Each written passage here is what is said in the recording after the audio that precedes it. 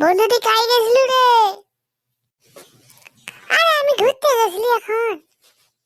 তাহলে পালিয়ে যাবি কেন? আমার সাথে একটু গল্প করবি আয়। না রে পাল যাই, আজ খুব জোর হাগা আছে, সকাল থেকে পেটটা গুড়গুড় করছে।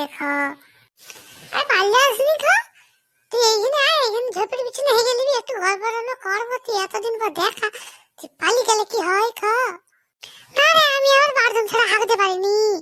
ফাঁকা মাঠে আমার মশা রসা কামড়ে দিবে আরে কেন রে, আমি গুড নাইট জ্বালিয়ে দেবো, ঝোপের পিছনে পটপট হেগে দিবি।